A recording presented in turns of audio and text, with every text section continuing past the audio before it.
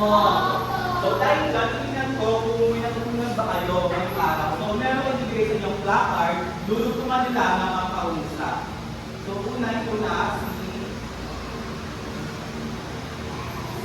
ikaw. Basahin ang dudugtungan. Sa pagkatapos ng aralin, natutunan ko na sobrang halaga ng pinalaki natin ngayon dahil mas lalo pinipigyan talaga yung mga hierarchiya ni Maslow at mas lalo ko pinipigyan na mas magpipili pa yung pag-aaral nang sa tingin ikaw yung pinaka-aasahan. So pag-usay, salamat. Sunod naman. Okay. Dudugtungan. Tapos ng Arabic, mahalaga yung ginagawa ng hierarchies para sa mahalaga yung ginagawa ng hierarchies sa araw-araw ng mga tao dahil hindi ginagawa nila kung ano ba Pag-usay, Diyos. Kung ikaw ang Diyos. So next naman, ikaw. Basahin. ano, Basahin muna. gagamitin ko ang mga Paano mo i-apply sa iyong buhay yung iyong mga natutunan o sa pangayaan ng buhay? siyempre, unahin mo yung pangangailangan ko bago makikita. Kasi pangangailangan, hindi lang kailangan ko pakawin ko. Hindi ko gusto kahit ako ganun. Ayan ang husay. Tuloy mo. So next, sino pa? Ito, may dalagan ka.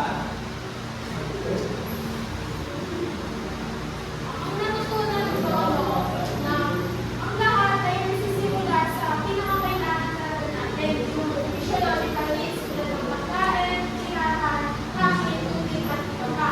Dahil kapag nagsimula tayo sa pinakamababang antas, maaabot natin ang pinakamataas na antas. Ayan ang husay. So para naman, malaman ko kung may pagpapahalaga ba kayo sa ating kalalin, alam mo ikaw, tumayo. So meron bang pagkakataon sa buhay mo na mas inuna mo yung pagsuhan kaysa sa pangailangan? At ano ang naging epekto nito sa'yo?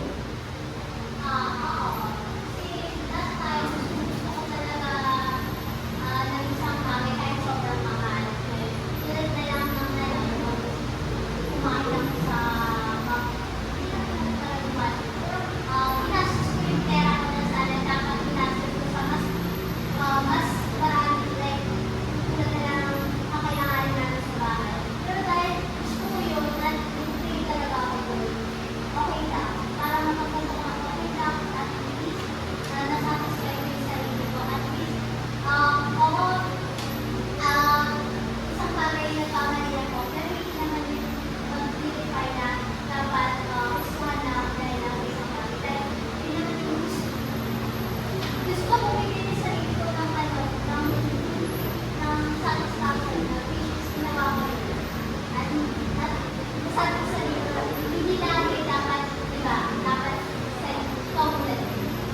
So ay maraming salamat. Ay may butis ka na. Sige, so Primonte, may babahagi ka pa. Yes, naranasan ko na mas muna ko yung pag-subuhay instead of parang kailangan ko na bumili ako ng gamit sa isa sa tapos bumili na ako ng mga kailangan ko sa school.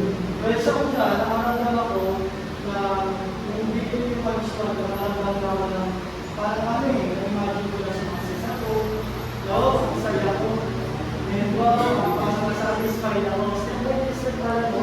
And dumating yung point na kailangan ko ng pera dahil sa emergency. And doon ko na-realize na napakahalaga pala talaga na mas unahin natin yung pangangailangan instead of pag-subuhay. So ay magkasaya. So, mahalagang tandaan natin na hindi naman masama ang pagbili ng mga pangailangan o yung pagbili sa ating mga kagustuhan. Dahil nga diba sinabi ko kanina, na kagustuhan ay ito ay nakatagdag ng kasiyahan sa isang tao. Pero tandaan din natin na mas mahalaga na inuulam muna natin yung ating mga pangailangan para mag-try. So, ako yung natutuwa na meron kayong tutunan sa ating aralin ngayong araw. Ngayon, tingnan po pa, kung may nakunan pa kayo sa ating mga aralin, kumuha ng 1/4 sheet of paper para sa ating pagtataya. Ayan, number 1. Number 2. So, ayan, pagpasa na ng mga sulat.